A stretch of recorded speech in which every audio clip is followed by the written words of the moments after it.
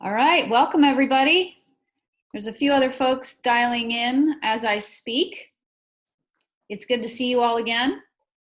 As you know, I'm Caroline Cummings. I'm the Executive Director of Oregon RAIN, and I also have the Oregon RAIN team on the call as well. We've got Ariel, Raj, and Corey, if you guys want to wave, and Stephanie as well, out in Grant County. We're really excited today because we have a new team member to Oregon RAIN joining us. His name is Dr. Rod Ray, and he is the former CEO of Bend Research. He has a very impressive background. He's done a ton with leadership, in particular leadership challenges in times of crisis and how to pivot and how to lead from a good place, which right now there's a lot of stress going on, and so getting tips from an expert, from someone who's been there, done that, to help navigate through different economic cycles is really important. So with that, I'm excited to turn it over to Rod Ray, and let him take it from here. So thank you, Rod, for joining us.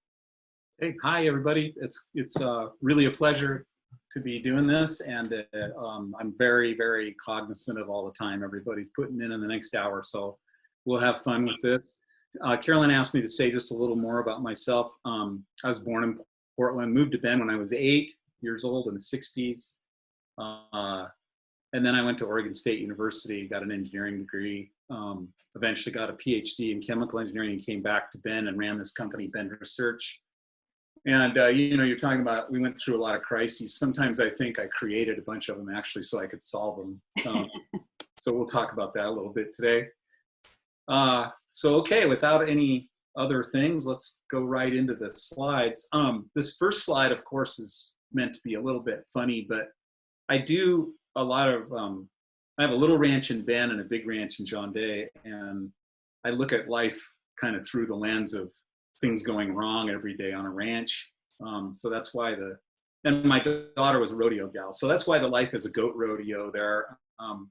There aren't really goat rodeos, but if there were, they'd be like herding cats is the idea. So part of leading for me is actually to expect problems and anticipate them and deal with them in a mature, leadership, decisive sort of way. And that's really what we're going to talk about today. The other piece of this is, my favorite quote is this Will Rogers quote, which is, good judgment comes from experience, and a lot of that comes from bad judgment. And to me, that means don't take yourself too seriously and learn from your mistakes. And if you're learning a lot of lessons from cows on a ranch, how could you take yourself too seriously? And there's plenty of mistakes. So that's kind of the set the tone here. So, and those are advancing okay, guys? You see them? Okay, so I sort of look at the organization company world as shown on this slide here. And so the way I think about it is, there's the outside world, and the outside world has needs and gaps and places where organizations can create value. And so there's the outside world and the needs, and then there's the organization churning away, and then it spits out value to customers or stakeholders down below, and hopefully value to shareholders. So what we're going to talk about today is what's going on inside that organization, and in particular, in a little while, what's going on in a crisis. So the way I see it is, somebody has a vision for the desired future state of the company or the organization. And that is from recognizing what's going on in the outside world. So they come up basically with an idea or a change in idea, and then you have to implement that. And that usually means making some kind of change or another. If it's an ongoing company, a new vision requires a new strategic plan and a change. And then finally, once you're through that, you're over into operating, selling, manufacturing, and optimizing things.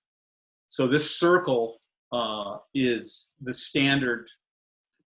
It's sort of the way I see, and this cycle never ends.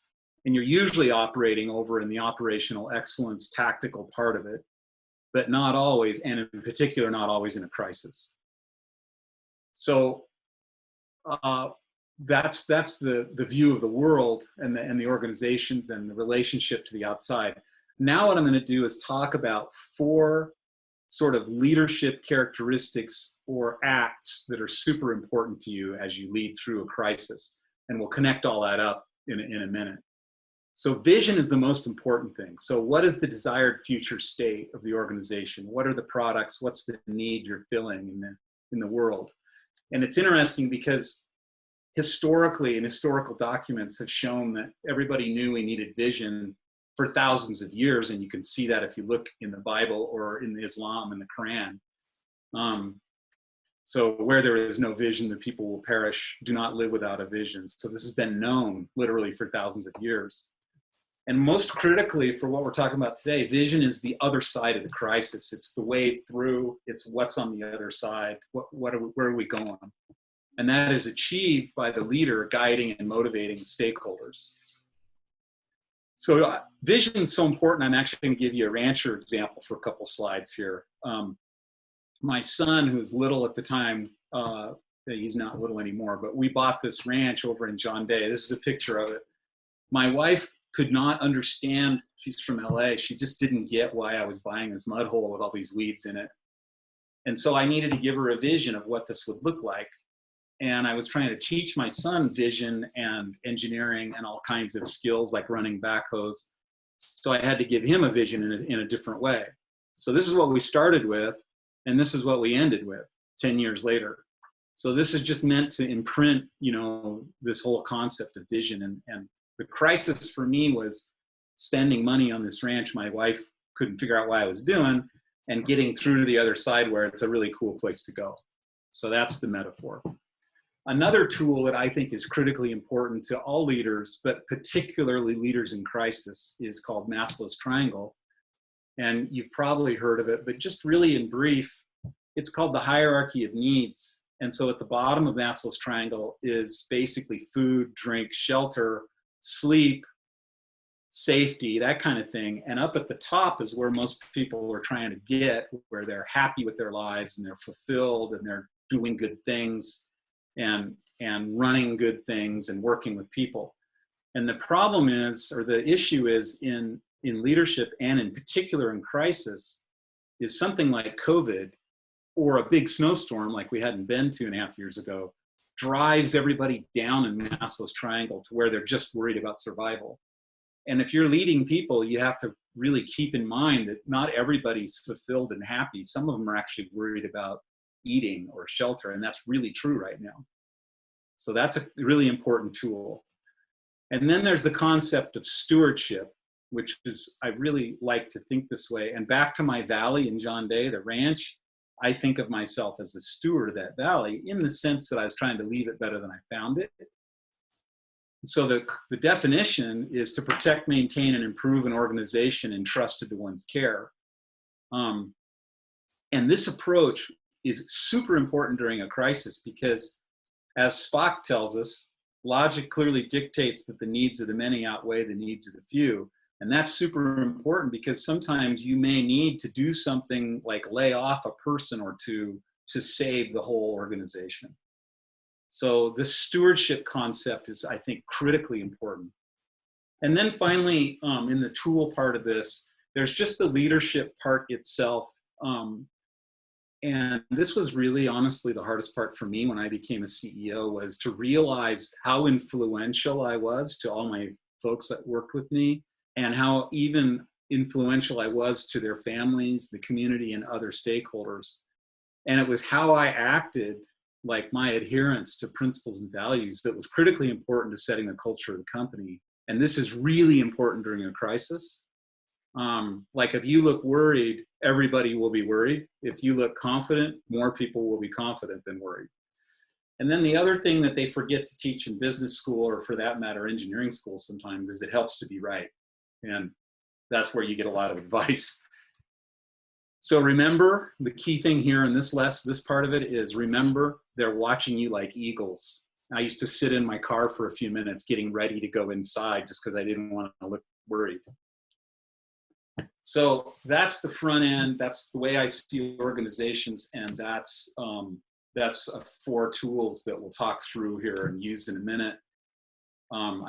We could stop and ask for a question or two, if there are any, or comments. Rod, yeah, I always appreciate seeing Maslow's hierarchy of needs, and I do feel like right now everybody's in the bottom 2 rungs of that. I'm wondering, in your opinion, I mean, because normally when we're leading from the middle to top areas. We're trying to get up to the top areas. But with everybody, mostly everybody in crisis, focused on safety and security, what advice do you have for us as far as messages that we can deliver to our staff, to ourselves, to our partners that that help us, knowing that there is a light at the end of the tunnel, hopefully, right? That we're going to come out of this. So any thoughts on messages for how we should be communicating right now? Yeah, good question. I will get to that a little more, but let me say a couple things. I mean, first off, that point is really why I brought up Maslow's triangle, because you really do have to be cognizant that they might be actually literally worried about eating or where they're living. The second thing is this vision concept. Is the only hope anybody really has is a leader showing us the way through the crisis, and that how do we get back to maybe not what it was, but something reasonable. And that's vision, and that's communication of the vision. And then finally, if you don't look like you believe your own vision and you don't look confident, then no one else will be either. So thanks for those questions. Okay, we move on. Or are there other? Okay, so these quotes I really like, and this is now heading into the crisis part of the talk with our tools now in our toolkit. So John Kennedy, things do not happen, they're made to happen. So if you're the leader and COVID happens or a big snowstorm, it's up to you and your team to make it happen. And again, you got to come up with a vision and punch it through and execute. But on the other hand, this other quote I really like, this is actually a fictional character, but one of my favorite authors wrote, but what could have happened did. So we can't really afford to sit around and lament that things have changed and that we're in a crisis. We are in a crisis, and we're going to talk about that some more. So I really like these quotes because I think they balance each other out very, very well.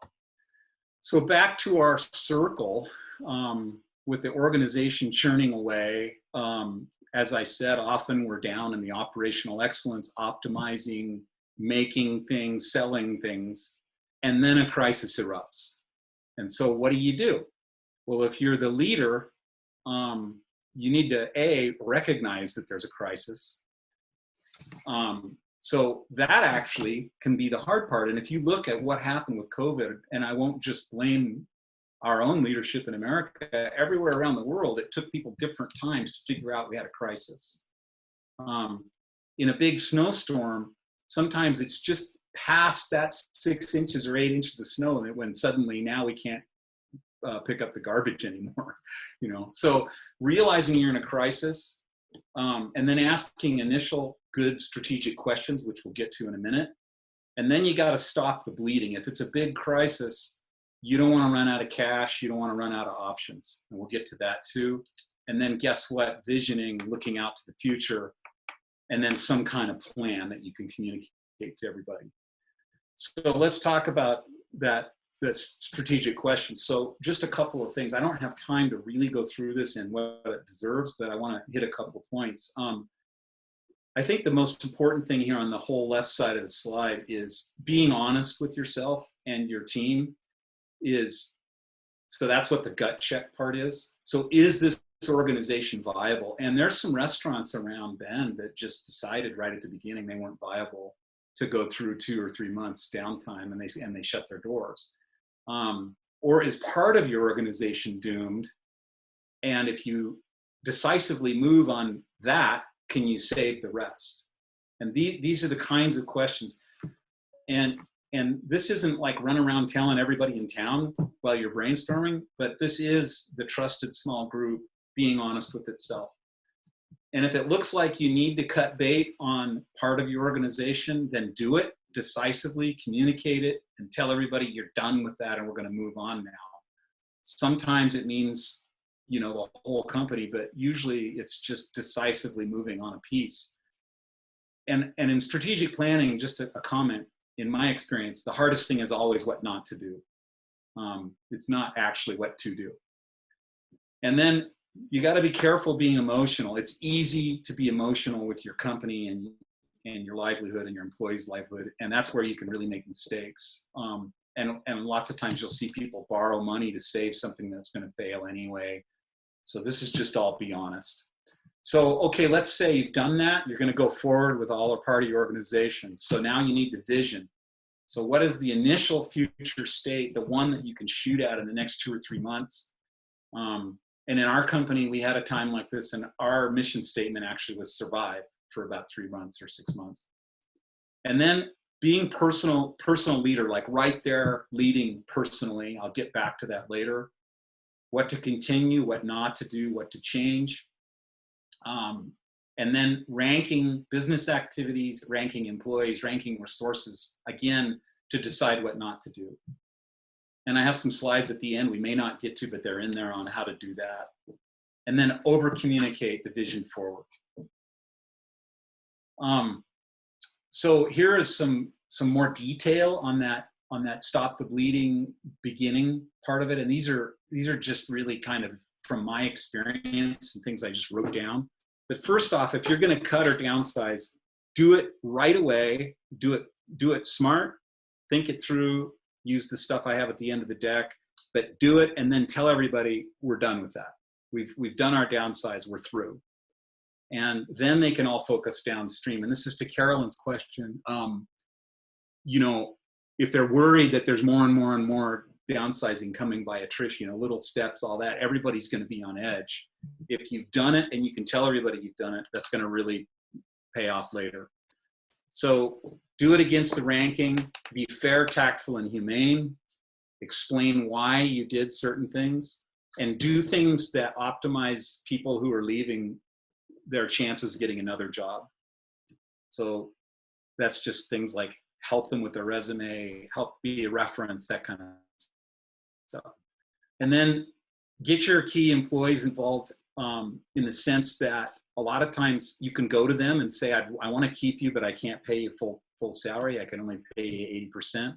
In COVID, that got complicated by the government giving us all that money, which was of course great, but it wasn't quite as easy a decision sometimes because people made more money without their jobs than they did with them and things like that. But generally, people, the point of this part of the slide is people will work with you. So you can defer some compensation, pay it later. You can compensate in ways other than cash if people are interested in stock or a car or something. Anyway, the point here is to ask. If you don't ask, you won't get it. And then finally, communicate, get everybody on board with the new plan.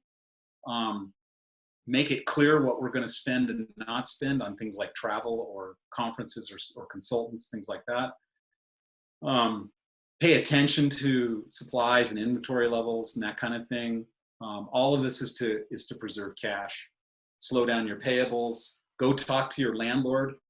Your landlord needs you as much as you need them.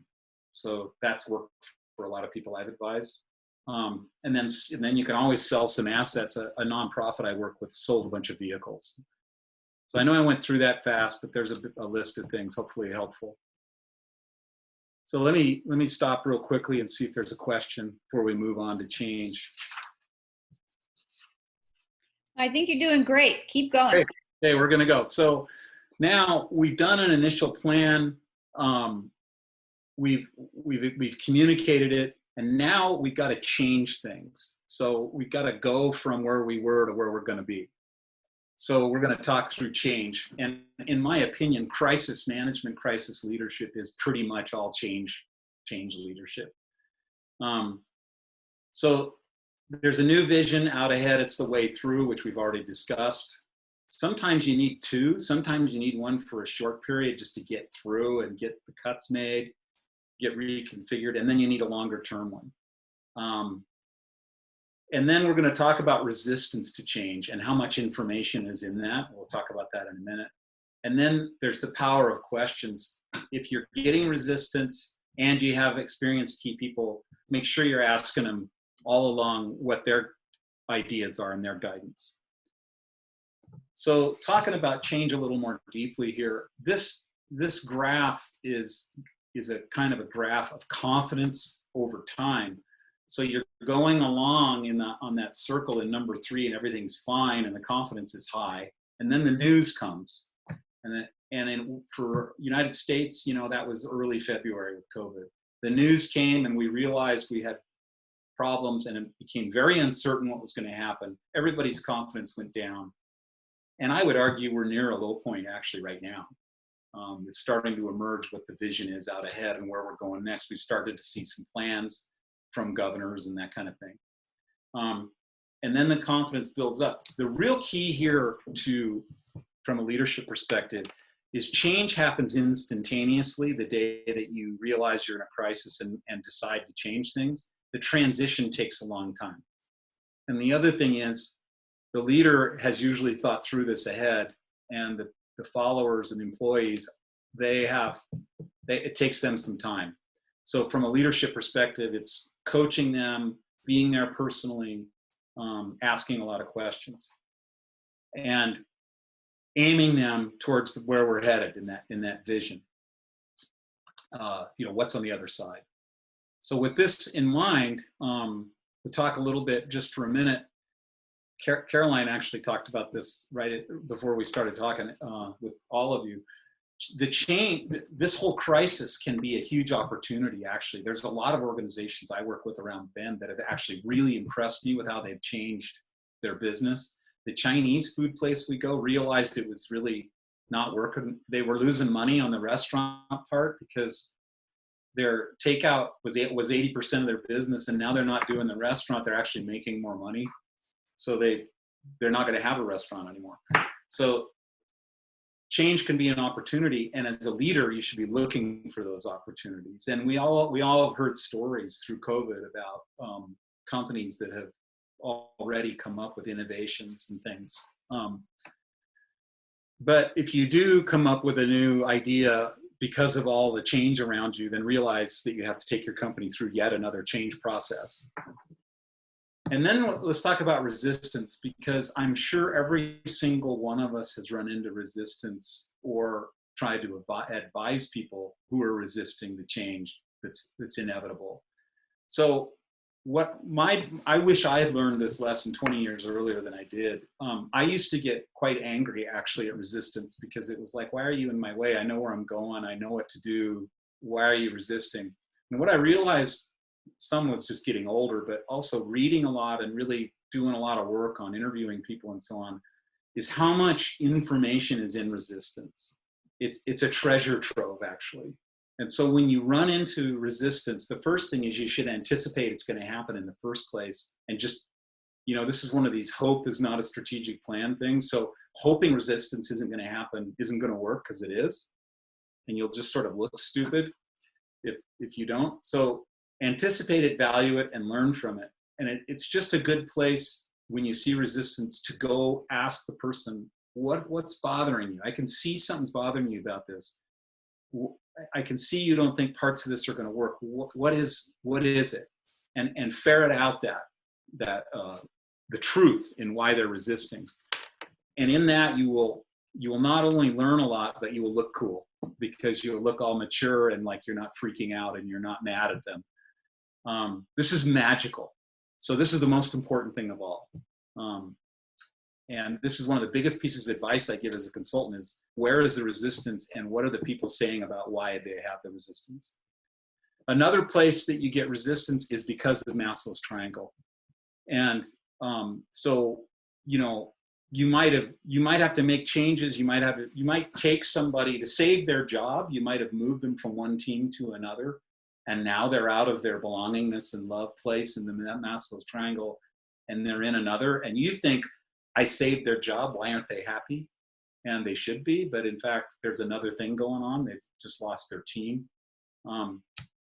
Sometimes their cat died, or sometimes the new job is so hard that they're worried about it. But anyway, being cognizant of how change and transition affects people personally, a lot of times this will be the source of resistance, actually. And then finally, all of that was sort of skipped through the daisies, happy, supportive leadership stuff. But in fact, there is a side of this where people really do need to get on board and help you get the change done. And if you see behaviors, they cleverly made them all start with C's, but criticism, complaining, comparing, competing, contending. If you see those behaviors, you should deal with them. At some point, you've listened, you've valued the resistance and done everything you can, and now it's time to get on with it. So there will be a time for people just to cooperate and get it done. There's a balance here. And sometimes this actually, in the end, tells you somebody isn't part of the program going forward. So I just want to put this balance in along with the other things we've been through. So kind of to sum that up, to take your organization through the change, have the vision, communicate the new plan, involve the stakeholders and key employees, crave and value resistance, ask a lot of questions and listen to answers. So let's check on a question or two. There's a lot of posts that this is great content, super helpful. Dr. Ray, I have a question if I might. I'm wondering if you have any general advice you can share on how to establish the new vision. Yeah, well, I did it a couple of different ways. I would trudge along a trail somewhere thinking about kind of the issue in front of me and what I thought the other side looked like if it was a success, and sometimes for hours. And then I would go find somebody. If it was a vacation, I would do that with my wife and my son. But at work, you know, after running or climbing a mountain or something, I'd go in and then I would pitch it to my leadership team. And a couple of them would just totally jump on board, and a couple of them would be skeptical and i.e. resistive.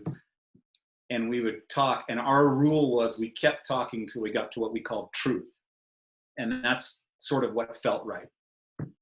And so this whole be right thing that I talked about a few slides ago and visioning, to me, is doing your best job to think clearly about the problem and the other side, and then discuss it with trusted people until everybody starts to settle into a place that feels good.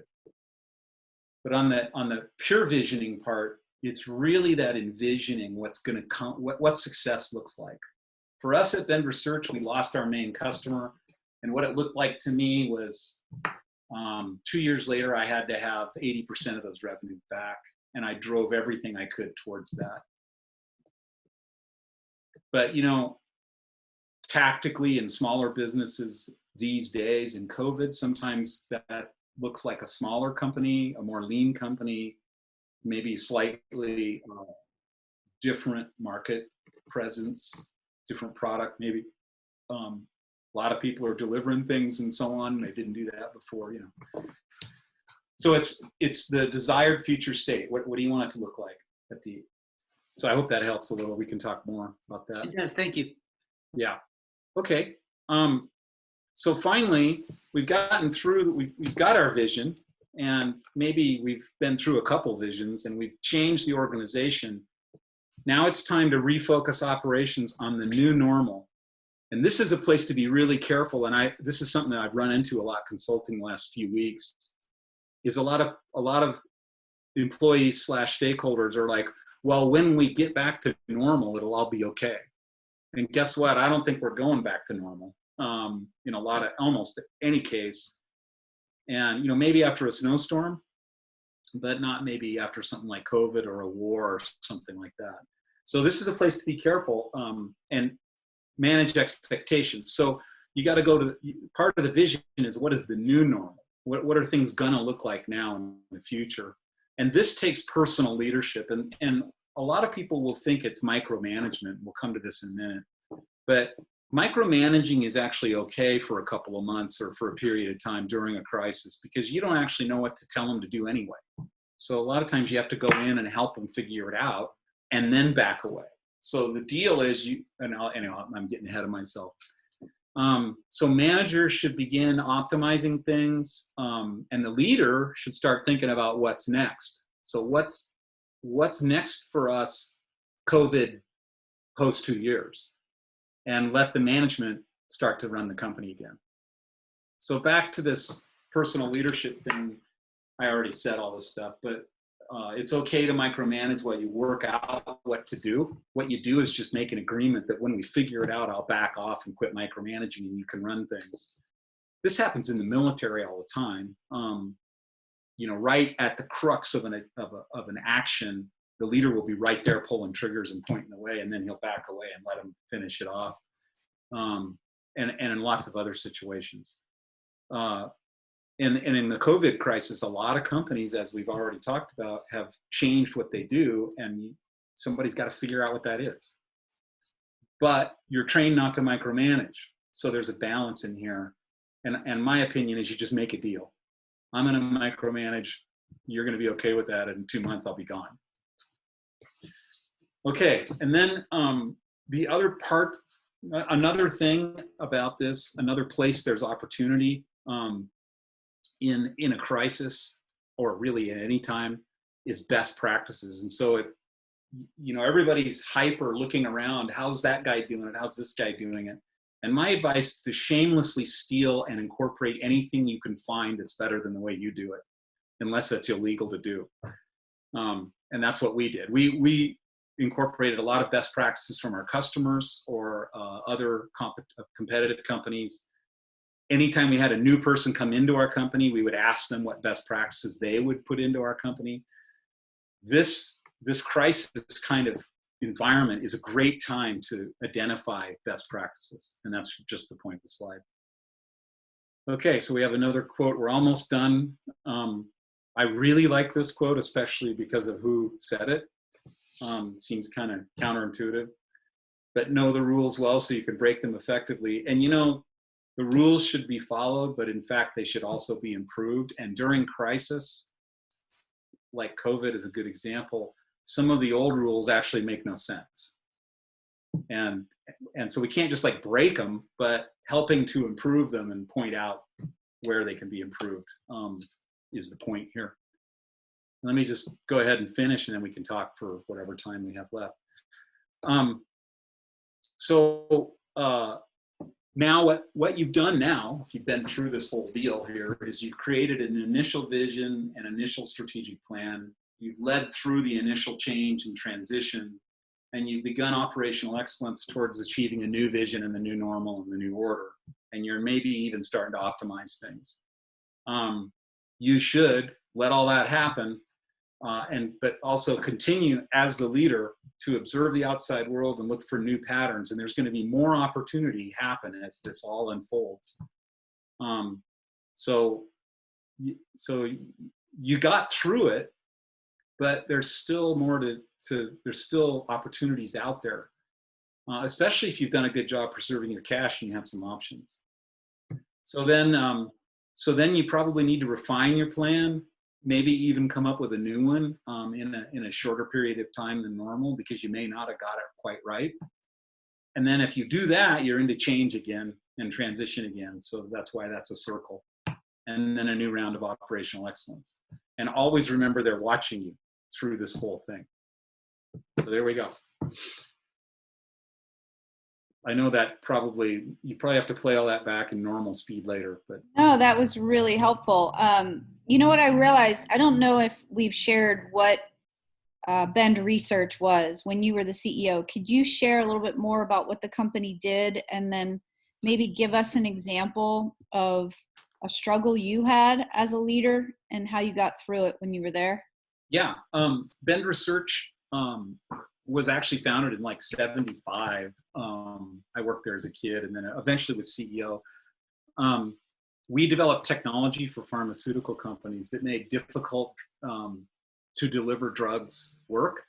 So lots of drugs, for example, aren't soluble in your body, and you have to play tricks to get the drug to think it's soluble, or you need controlled release, or you need multi-particulates for little kids to take. So we did those kinds of technologies. So our business was to work with pharmaceutical companies that had drugs and combine our technologies with their drugs to get a product out that worked.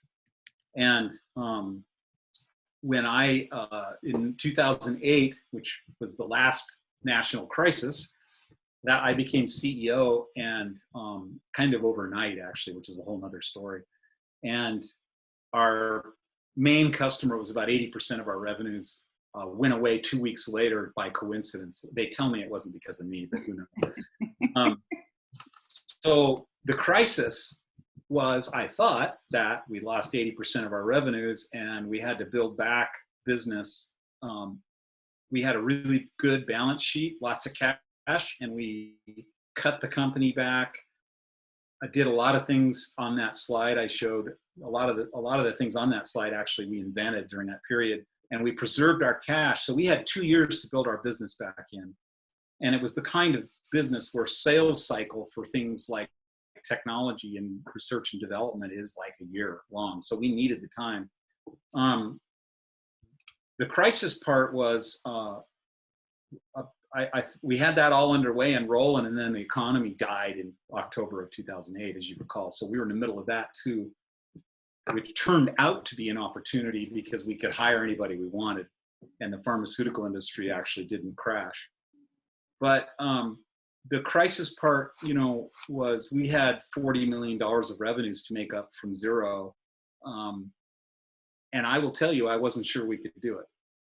And so that part in there where I was talking about they're watching you, I really literally had to be careful how I walked in the door. You know, what did I think about on the way to work? Because if it was negative, I would come in looking negative, and I would notice the whole company went negative that day. So a lot of these lessons. So what we did was we did a quick and dirty plan, which basically was go out to all the customers we can, tell them who we are, get them to visit, meet our people, expose them to our culture, and in the meantime, figure out what it is we're going to do really for when we become adults. So we had an initial plan that we executed and got some customers, and then we started figuring out what customers really wanted was not technology, but they wanted problem solving. And once we figured that out, our company took off. And so then we needed a real strategic plan. So we did a little one that lasted a year right at the beginning, and then we did a bigger one that lasted actually 5 or 6 years after another year, and went through this cycle about 3 times, actually. Wow, that's great. It's pretty interesting story. There were a lot of heroes in that company. I bet it had to be really scary that after first few weeks you come in and the biggest customer leaves. Jeez. Yeah, it was the why me? Yeah, exactly. Well, here's a good question from Sarah. She wants to know, can a small business actually grow during a crisis like this? Yeah, I personally think absolutely. If the leader and the team are watching the outside world and what the outside world needs, and you're in some kind of business area where there's still business, then I totally think this is a huge opportunity. Obviously, you can take advantage of opportunities if you keep the right people around, and if you preserve your cash, and if you're looking outside at what the world needs. Sometimes, though, not. You know, sometimes the business really has to change. Mm-hmm. Yeah, it's good advice. So we're going to pop up a poll here. We want to ask a question based on a piece of your presentation. So Corey's going to get that rolling in a minute here. Just kind of, as a leader, what are you mostly feeling right now? We're asking, are you feeling uncertain, fearful, resistant, optimistic, or creative? Look at that.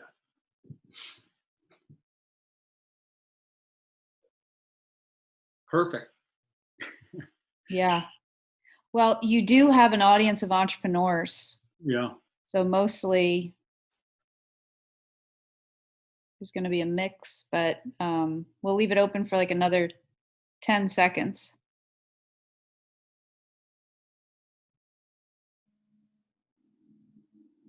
That's great. I have a question for you, actually, if it's okay, Caroline, to Yeah, go for it. step in. So I've been a part of some companies, including actually a biotech company. I don't know if you ever heard of Sarepta Therapeutics, where the leadership in times of crisis did not really communicate at all what the issues were to the lower level associates and what have yous. And that always seemed to foster a really negative attitude in the lower ranks. And part of, in my case, when I lead companies, the most I've led has been like 5 or 6 people, mostly at international trade shows.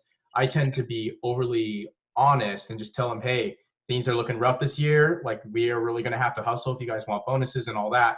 I've always had really good results from being overly honest with people, to the point of like almost embarrassing, but like saying, hey, here's how it is.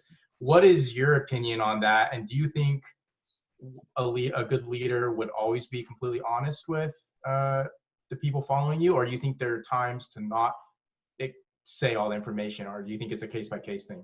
Yeah, well, okay, so it's a really good question, and actually we could take a whole nother hour. But a few things on that. First, I would always be honest, and I think you would too. I think I think you might mean more like open, right? Because you're going to be honest. I mean, I only worked with you 5 minutes, but I could tell that. But so, you know, the question is, how much information do you share with the staff? And if things are tough, remember that part of your job is actually to take the heat. So I think the answer is, and this is a little bit wishy-washy, but I think the answer is there's a balance. And we used to talk a lot at Vendor Search about truth. What is the truth that we need to communicate out, that people need to know to do their jobs right, and so they can promise the right thing to customers, and they can tell the right things to their wives or husbands and kids. And we used to debate, let's tell them everything we can, but let's tell them the right things and the right information so they can do their jobs and live their lives. We should be taking as much of the heat and stress because we're paid to do that, and that's our job. So I really believe that's a balance. And I wasn't trying to poke at you with the semantics, but I think the openness thing, I used to stand up in front of the entire company every month, and I would answer any question anybody asked. And if I couldn't answer it because it was personnel or some sensitive financial thing, I would just tell them, I can't tell you all of that, but I can tell you part of it. And the reason we did that was everybody was kind of in it together and committed together. So I really think it's just a balance, you know.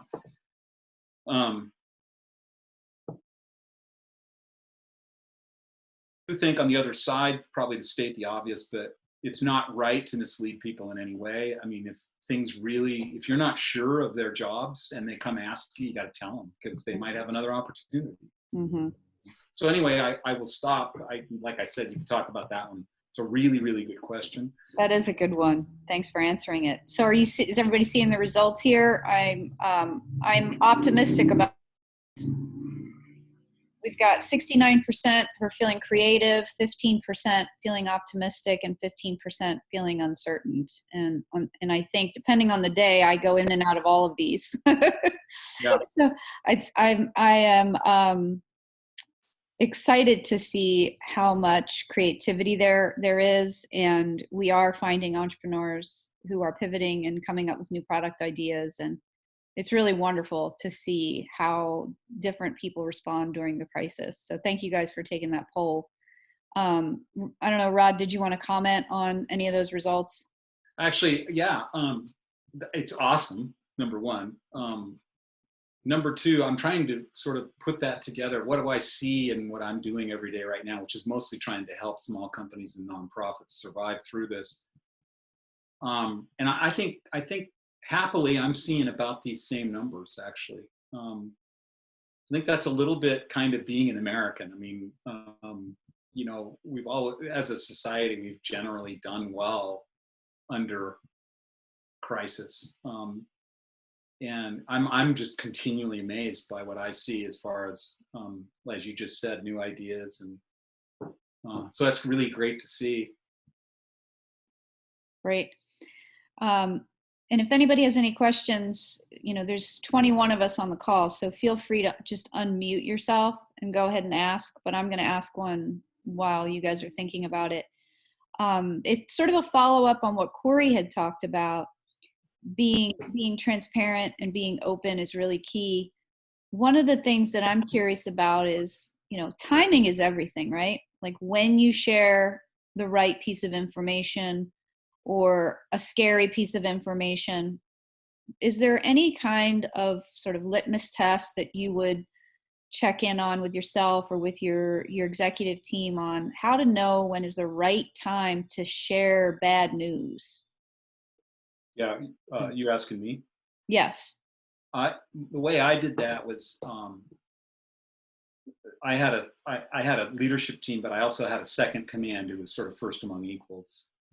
And I just went and sat in his office every morning, and we would bounce that sort of thing off each other and talk about it till we got it right. And then the other thing is my wife's really smart and better than me at everything. So I just asked her what she would do. And if that didn't work, I'd ask my son, who's even smarter. The point there, though, is we would actually debate this at home. If there was a tough one, I always thought it was good for my kid to hear the debate. And then you hear yourself talk and you go, wow, that doesn't sound right. So the point, I was trying to be funny, but the point, is talking it out with trusted colleagues. That's the key.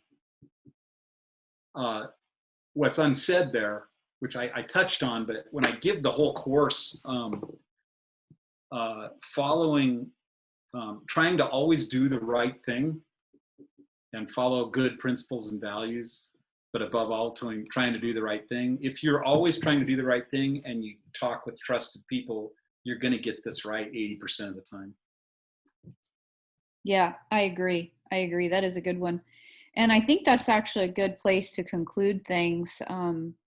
Thank you, Rod. Always great to hear your insights and get the information that you are gleaning from all your years of experience as a leader. We're really honored to have you on our team. So thank you so much for the time. Thank you. Yeah, thank you everybody for tuning in. I know Corey just